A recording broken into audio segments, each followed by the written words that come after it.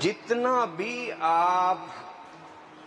مکر و فریب سے حسین کے ذکر کو روکنا چاہیں، یہ ذکر رکنے والا،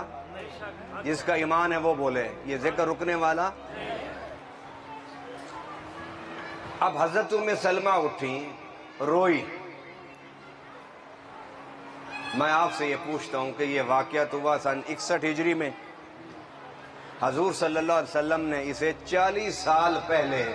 اس کی خبر دی تھی، 40 سال پہلے، اور 61 ہجری میں امام حسین شہید ہو رہے ہیں، ام سلمہ رو رہی ہے۔ کاش کوئی صحابی کہہ دیتا کہ ام المؤمنین کیوں رو رہی ہو، سوگ تو صرف 3 دن کا ہوتا ہے۔ کوئی اور کہتا تو دکھ نہیں تھا اس پر، دکھ اس لیے ہے کہ جن کا ذکر کر رہے تھے اعلیٰ حضرت عظیم المرتبت کا، کہ ہم ان کے راستے پر چلنے والے ہیں، وہ لوگ انہی کا نعرہ لگا کہ یہ پیغام دیتے پھرتے ہیں گزشتہ کئی سالوں سے کہ سوگ تو 3 دن کا ہوتا ہے۔ کاش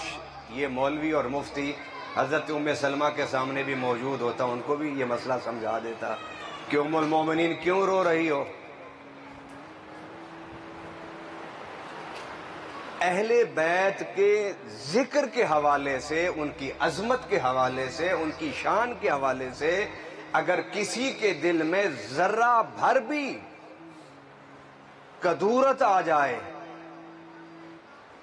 اللہ جو دلوں کے بھید جانتا ہے اس بندے کو ذلیل کرنے کے راستے پیدا کر دیتا ہے۔